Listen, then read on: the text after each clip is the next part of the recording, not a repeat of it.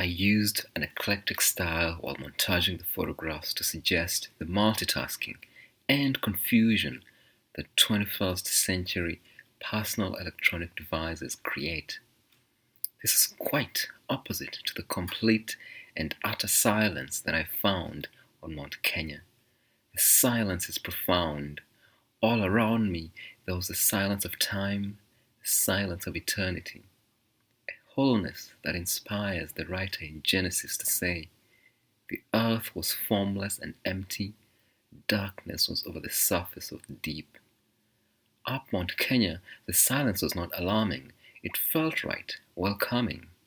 It felt like returning to a center, renewing a part of me that had been worn thin by the hustle and bustle of Nairobi, New York, and Miami.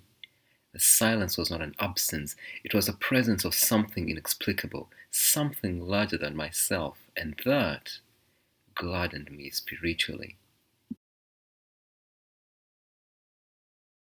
Ngoma tu kufurahia.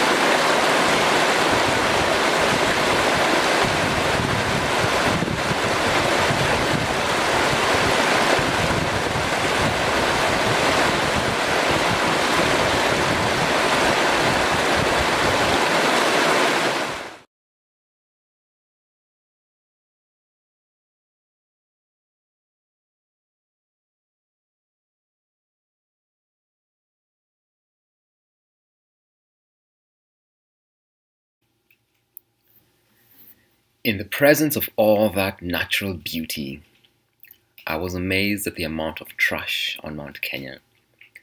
Tour guides told me about cleanup campaigns that are periodically organized by the Kenya Wildlife Service. During such projects, KWS waives the entrance fee for groups and individuals to hike the mountain as they clean up the park. There were candy wrappers, juice boxes, empty food cans, and worst of all, plastic bags and plastic water bottles. Petroleum products will be the death of us and our environment. This was nowhere better demonstrated for me than on Mount Kenya. I lay the blame for this on hikers like myself, our tour guides, as well as all the companies whose products were featured: Del Monte, Coca-Cola, Kenya Sweets Limited, etc. To all of you and to others, the time for biodegradable packaging is now. On the second day of our climb, I had a plastic bag tied to my backpack, into which I deposited any trash I came across. It was soon pretty full. I'm ashamed to say that on day 3, I was too exhausted to continue with my one-man cleanup campaign. But I felt very guilty every time I walked past trash that I knew threatened this pristine habitat.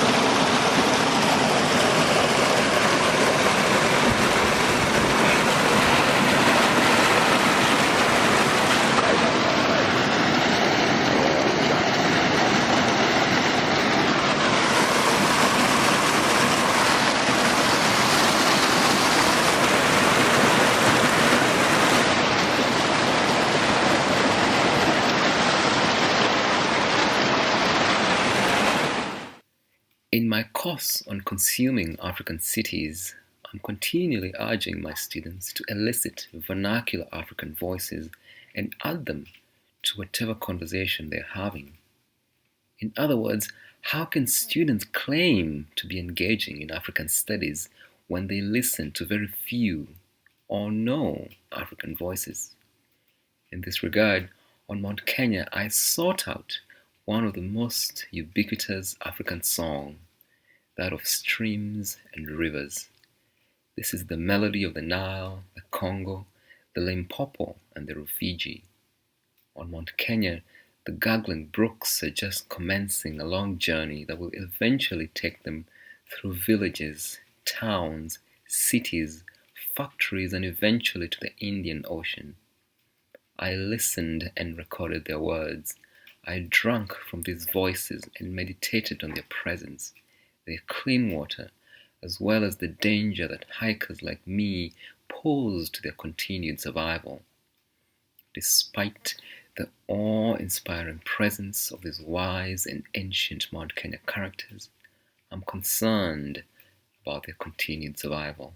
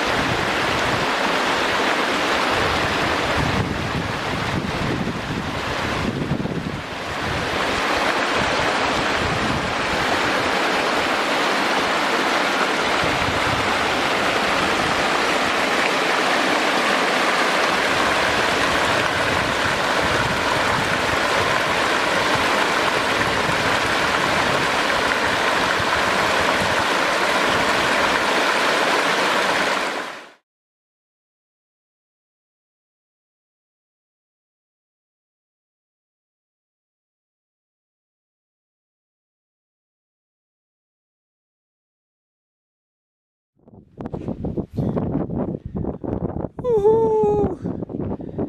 Sunrise. Huh? Kenyele.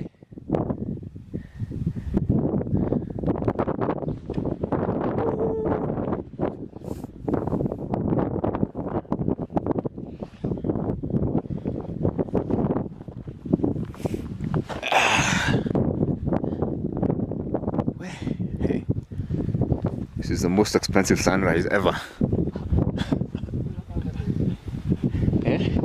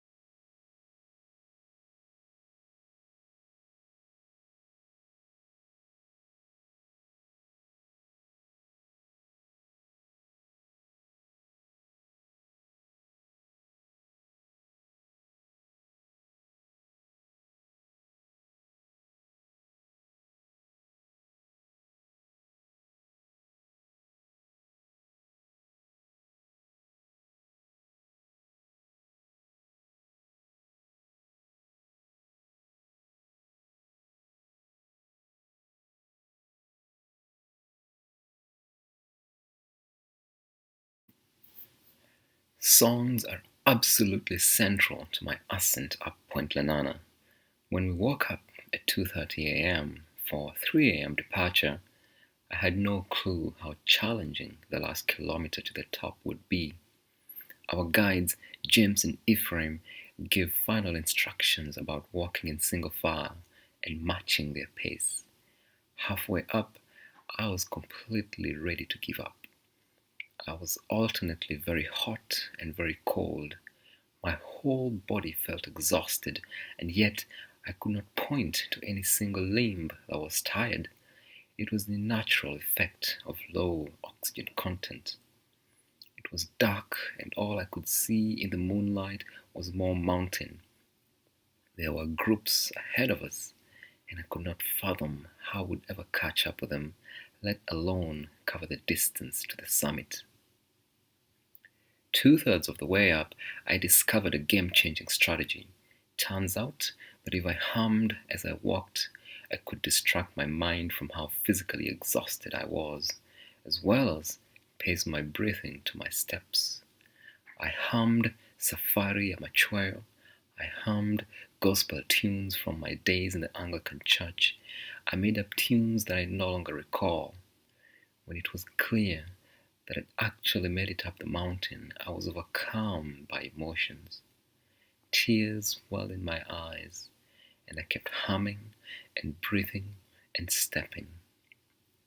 As a result of the air and the emotions, I was delirious, extremely joyful. After skydiving and walking across the podium to receive my PhD diploma at the University of Miami, this was my third lifetime goal I'd achieved in 2015. That was the most beautiful sunrise I've witnessed in a long time, and it was one full of promise. Surely, if I can do this, I can do anything. I end the documentary with audio from a post-graduation celebration that my family and friends held for me this past December. In some ways, climbing Mount Kenya was much like finishing my PhD. Both were long-term projects I had dreamt of for many years, life goals I had set, and both required pacing myself. I believe that the more goals one achieves, there is some sort of momentum, some inertia that builds up, and each objective after the first is slightly easier to accomplish than the one before it. I think that in the same way my mom and her friends called upon the choir praise songs to congratulate me, we all summon a variety of strategies to keep moving forward, one step at a time.